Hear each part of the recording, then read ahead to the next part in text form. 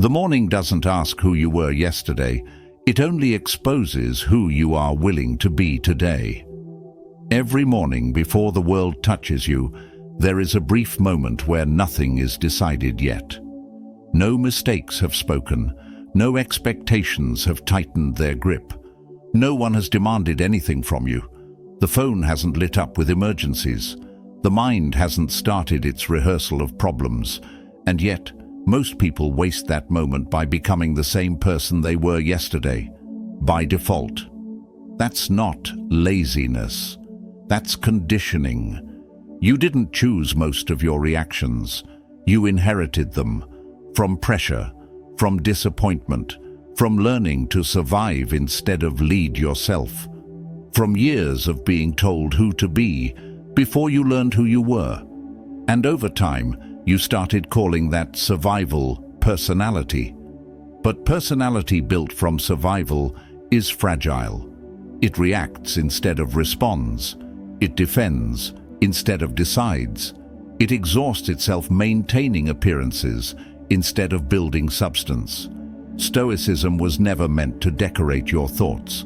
It was meant to rebuild them. Marcus Aurelius wrote his meditations not for an audience, but for mornings like yours, when the weight of responsibility felt heavy, when motivation was absent, when emotions threatened to steer the day before it even began. He ruled an empire while plague swept through it, while wars demanded his presence, while political betrayals surrounded him. When he wrote, "At dawn, when you have trouble getting out of bed, tell yourself, I have to go to work." As a human being, he wasn't shaming himself. He was reclaiming command. He understood something most people never learn. The battle for the day is won or lost in the first hour of consciousness, not through grand gestures, through small deliberate choices about how you meet reality. That's what this video is about. Not fixing your life, not chasing happiness, not becoming superhuman, but taking control of the one thing that shapes everything else, your mindset at the start of the day. These 5 Stoic rules are not dramatic rituals. They require no equipment, no audience, no perfect conditions.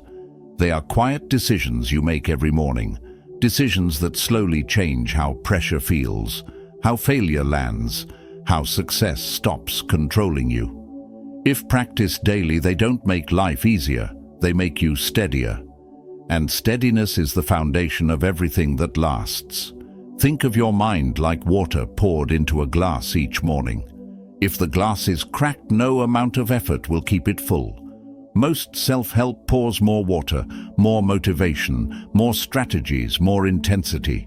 Stoicism doesn't pour more water. It repairs the glass. The cracks are your conditioned reactions, your inherited fears, your unexamined beliefs about what you deserve, what you can handle, who you're allowed to become. Each rule you'll learn targets a specific crack. Together, they create a container strong enough to hold whatever the day pours into it. As you listen, don't treat this like advice. Treat it like recognition, like hearing words for feelings you've carried but never named. Let the pauses sit. Let the images form. Let it feel personal. Because it is. These aren't ancient principles preserved for scholars. They're immediate, practical, meant for Tuesday mornings when everything feels heavy, for Friday evenings when the week has worn you down, for moments when the gap between who you are and who you want to be feels insurmountable.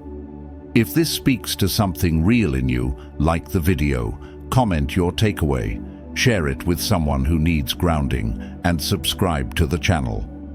Most importantly, don't skip any part. These rules work together. Miss one, and the structure weakens. Affirmation for the comments. I begin strong.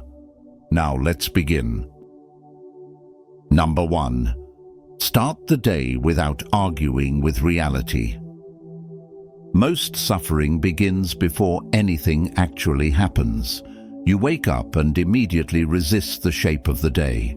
You wish it were different, easier, lighter, more cooperative.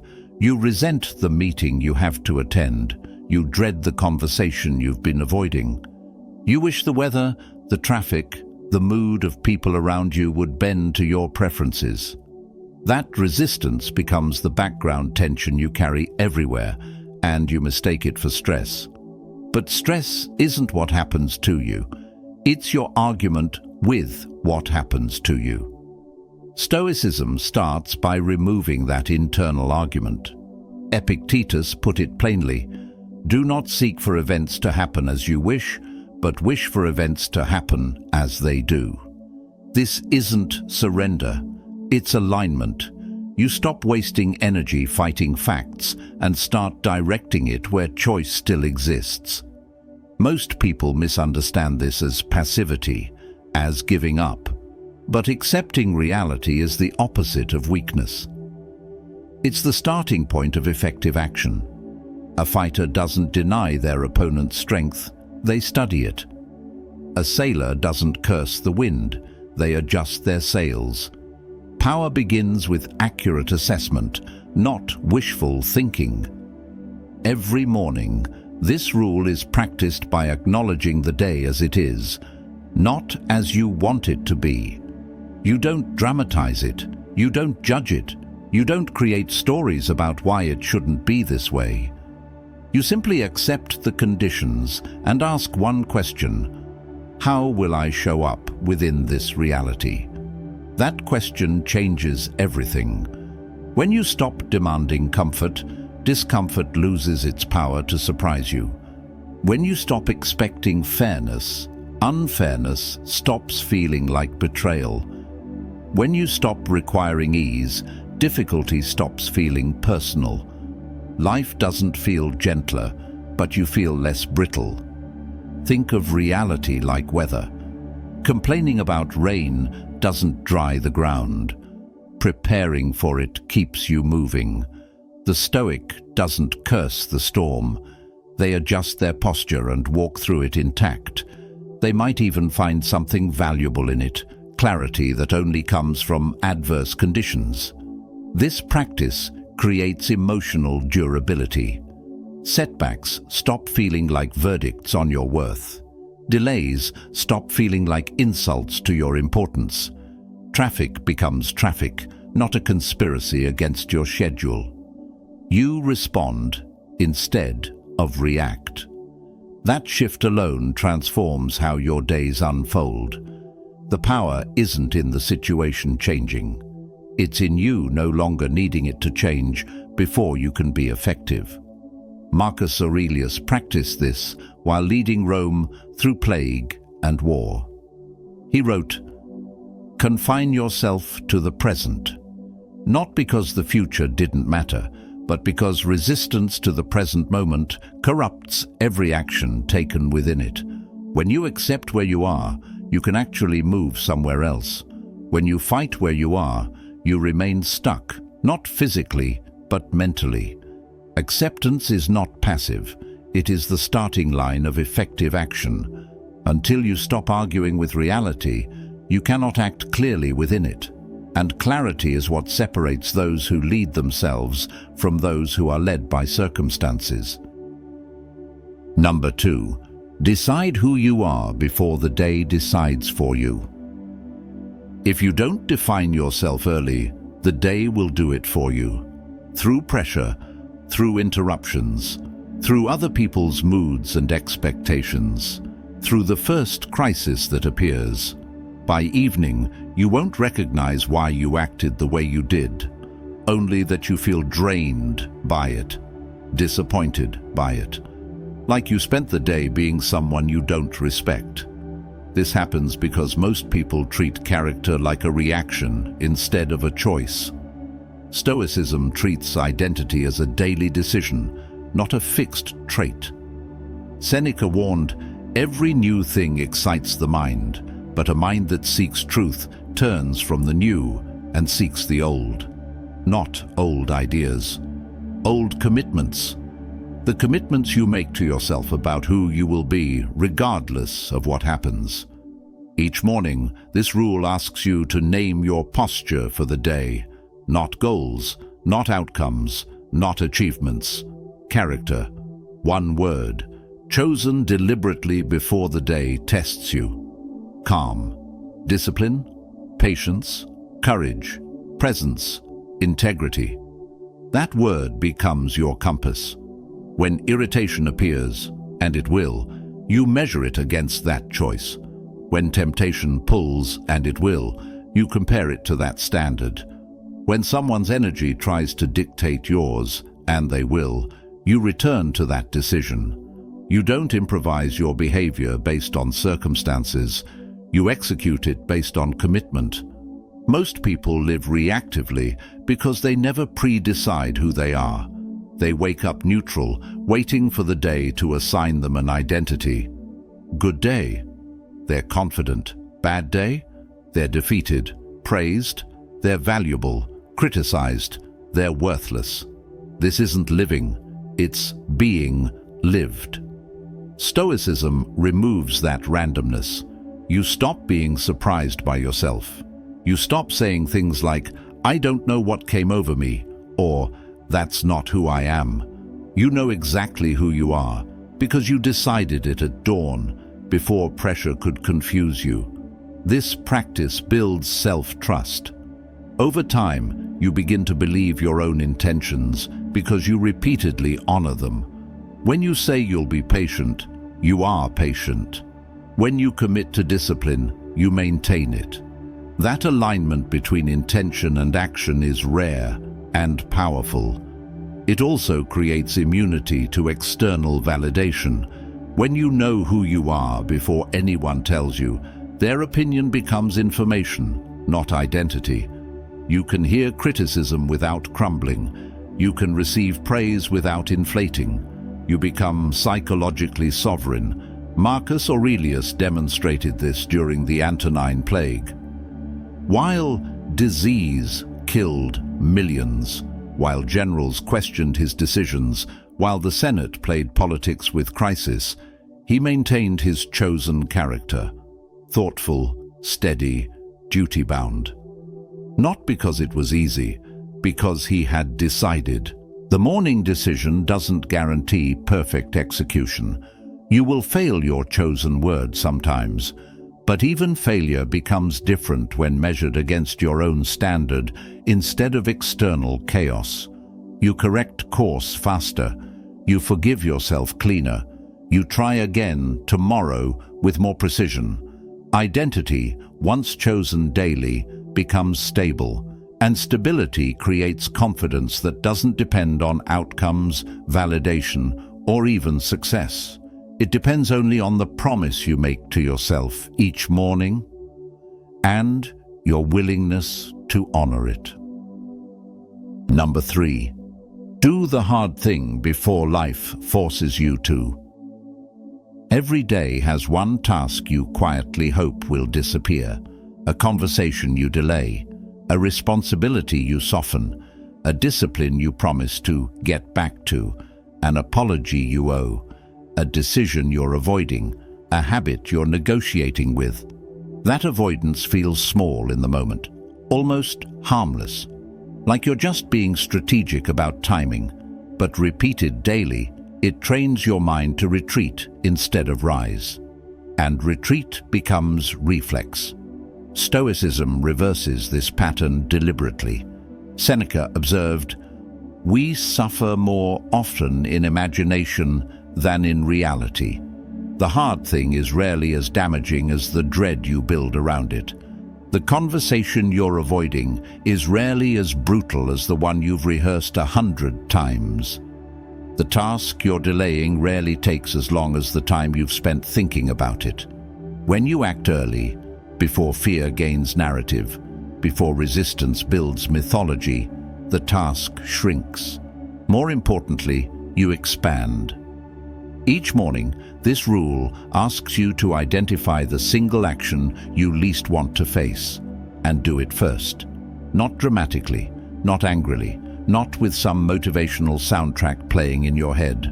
quietly, without announcement, without warming up to it.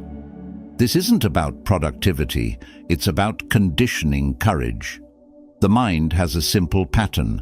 Whatever you avoid grows in psychological weight. It becomes not just a task, but a symbol of your limitations, your fears, your inadequacy. By evening, that phone call you didn't make has become evidence of cowardice. That workout you skipped has become proof of weakness. The weight compounds until even small tasks feel insurmountable. But when you lead your day with resistance instead of comfort, the entire day reorganizes itself. The rest of the tasks feel lighter by comparison. You stop carrying unfinished weight. You stop leaking energy into anticipation. The mind settles because it no longer senses avoidance lurking in the background. This practice changes your relationship with fear itself. Fear stops feeling like a wall and starts feeling like a signal, a compass pointing toward growth. You begin to trust discomfort as information rather than threat. Over time, your confidence becomes grounded, not inflated. You trust yourself not because you've avoided difficulty, but because you've proven something important. Discomfort does not paralyze you. Consider how Marcus Aurelius handled military campaigns. He hated war. His philosophical nature craved study and contemplation. Yet he spent years on the frozen Danube frontier, leading troops through Germania. He didn't delay or delegate what he dreaded. He rode to the front. That choice preserved not just Rome, but his own integrity. Life will demand hard things regardless. Loss, responsibility, conflict, failure, betrayal. The question isn't whether you'll face difficulty, it's whether you'll face it on your terms or as a victim of timing. Stoicism teaches you to meet difficulty proactively, not reactively. That choice preserves dignity. When you finish the hard thing early, something subtle happens. You walk differently through the day. Not louder, not arrogant, just steadier, less negotiable. You've already proven to yourself that you can handle what you don't want to handle. Everything else feels manageable by comparison. That steadiness compounds. Day by day, you become someone who doesn't need perfect conditions to act. Who doesn't require motivation to move? Who doesn't wait for fear to subside before beginning? You become psychologically dangerous in the best way. Number 4. Stop feeding thoughts that drain you.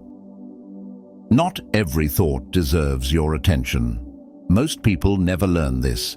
They treat every inner voice as meaningful, every worry as urgent, every emotional reaction as truth. They follow each mental thread to its conclusion, no matter how dark or distorted that conclusion becomes. The result is mental exhaustion disguised as depth. You're not deep, you're drowning in your own narrative. Stoicism introduces discipline at the level of attention. Marcus Aurelius wrote, "The happiness of your life depends upon the quality of your thoughts, not their volume, not their intensity, not their complexity, their quality." That means selection. That means discrimination. That means learning to let certain thoughts die from starvation. Each morning, this rule is practiced by noticing which thoughts weaken you and refusing to rehearse them. You don't argue with them. You don't suppress them. You don't analyze why you have them. You simply don't continue them. A thought only survives through repetition, through engagement, through the energy you feed it by examining it from every angle.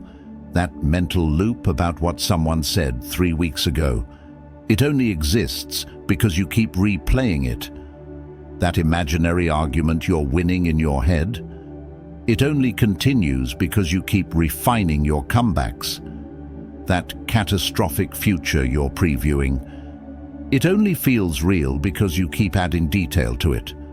When you stop feeding certain narratives, self-doubt, resentment, imagined outcomes, past humiliations, future catastrophes, they lose momentum. They appear, find no fuel, and dissolve. Silence replaces mental noise. In that silence, perception sharpens. You see situations as they are, not as your anxiety paints them. You respond more accurately instead of emotionally. This isn't about positivity. Stoicism has no interest in positive thinking. It's indifferent to optimism. It is committed to clarity. A clear mind does not deny difficulty. It refuses distortion. It doesn't pretend problems don't exist. It just doesn't multiply them through imagination. Modern life overwhelms, not because it is complex, but because it is mentally loud. Notifications, opinions, predictions, comparisons, internal commentary about external commentary. Your mind becomes a courtroom where every thought gets a full trial. This rule restores selectivity. You reclaim the ability to choose what occupies your inner space. The practice is simple, but not easy. When you notice yourself building a story that weakens you, stop. Mid-sentence, mid-thought. Don't finish it. Don't explore why it's wrong. Don't negotiate with it. Just stop. Turn your attention to something immediate, physical, present. Epictetus taught that we become what we repeatedly think. Not occasionally think. Repeatedly think. Every thought pattern you entertain is practice for becoming someone. When you practice resentment, you become bitter. When you practice fear, you become anxious. When you practice clarity, you become effective. Over time, this creates emotional resilience. Insults land softer because you don't spend hours afterward sharpening them into weapons against yourself. Praise intoxicates less because you don't spend days inflating it into identity. You stop oscillating between extremes. Stability emerges, not because life calms down, but because your inner filter improves. You begin to recognize which thoughts deserve development and which deserve abandonment, which fears are informative and which are recreational, which concerns are actionable and which are just anxiety wearing the costume of planning. Mental strength is not thinking more, it is thinking less. Better, it is refusing to be your own worst enemy through imagination. Number 5. Remind yourself that none of this is permanent. Most people live as if today's problems have the authority of forever. A bad moment becomes a bad day. A bad day starts feeling like a bad life. A failure feels like a verdict. A success feels like safety. Perspective collapses, and with it, strength. Everything becomes desperately important because everything feels permanent. But nothing is permanent. Not your problems, not your successes, not even you. Stoicism restores perspective by confronting impermanence directly, not to create fear, but to create proportion. Marcus Aurelius returned to this relentlessly. You could leave life right now. Let that determine what you do and say and think. This wasn't morbidity. It was clarity. This wasn't depression. It was precision. When you remember that everything passes, praise, loss, anxiety, success, the job you're desperate to keep, the relationship you're terrified to lose, you stop clinging and stop panicking. Each morning, this rule is practiced by briefly remembering how temporary today truly is. Not dramatically, not emotionally, not with some tragic inner monologue. Factually, simply, like noting the weather. Whatever weighs on you will change. The crisis consuming your thoughts will become an anecdote. The success you're celebrating will become a memory. The person you're trying to impress will forget you exist. The mistake you're agonizing over will become irrelevant. Whatever you fear will evolve into something else. Whatever you're attached to will not stay untouched. This awareness doesn't create nihilism. It creates proportion. When you realize the meeting you're dreading will be forgotten in a month, you stop treating it like a trial. When you remember that your current struggle will become a story you tell, you stop treating it like a verdict. When you accept that your achievements are temporary, you stop needing them to define you. Petty irritations lose their grip. The driver who cut you off stops deserving 20 minutes of your mental energy. The slight from a colleague stops requiring a psychological response plan. Ego softens because you realize how little any of this will matter in time. Gratitude becomes more grounded, not sentimental appreciation, but clear recognition of temporary gifts. This rule also dissolves procrastination. When time feels finite, action becomes honest. You stop delaying meaningful conversations because you realize the opportunity might not return. You stop waiting for the perfect internal state because you recognize that waiting is just another form of wasting what's limited. You move while you still can. Seneca practiced this through an exercise. Every night before sleep, review the day as if you've already died and are watching your life from outside it. Not to judge, to gain perspective, to see how much energy you spent on things that won't matter in a week. The Stoics called this memento mori. Remember you must die. But it's not really about death. It's about life. About investing your finite energy where it matters. Character over appearance. Integrity over validation. Presence over performance. When you know nothing is guaranteed, you act with intention instead of entitlement. Impermanence doesn't make life empty. It makes it precise. It makes choices clear. It makes time valuable without being anxious about it. You begin to move through days differently, not rushed but aware, not paranoid but present. You stop inflating moments into identities. You stop assuming permanence where there is none.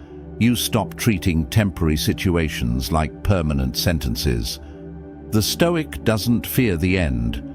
They use it to wake up, to choose better, to act while choice still exists. These 5 rules are not meant to impress you. They are meant to be practiced quietly, daily, without ceremony, without announcement, without anyone knowing you're doing them. Their power doesn't come from intensity. It comes from repetition, from showing up to them when you don't feel like it, especially when you don't feel like it. Each morning, you accept reality instead of fighting it, and save your energy for what you can actually change. You choose your character before pressure chooses for you. And stop surprising yourself with reactions you don't respect. You face the hard thing while your courage is fresh, and stop carrying the weight of avoidance through your day. You guard your mind from thoughts that weaken it, and maintain clarity in a world designed to scatter your attention. Most people want dramatic transformation, overnight change, revolutionary breakthroughs, but real change is quieter. It happens in the morning choices no one sees, in the thoughts you don't finish, in the reactions you don't have, in the character you maintain when it would be easier to abandon it. If this resonated, like the video. It helps more than you think. Comment which rule hit you hardest, which one named something you've been avoiding. Share it with someone who needs grounding, someone fighting their own morning battles, and subscribe to the channel if you're serious about building a mindset that doesn't collapse under pressure, that doesn't require perfect conditions to function, that gets stronger through practice rather than weaker through time. Return to these ideas tomorrow morning, not all at once, one decision at a time, one morning at a time. That's how transformation actually happens. Not through inspiration, but through repetition. Not through feeling ready, but through acting ready. The morning is waiting. It doesn't care who you were yesterday, only who you're willing to become today.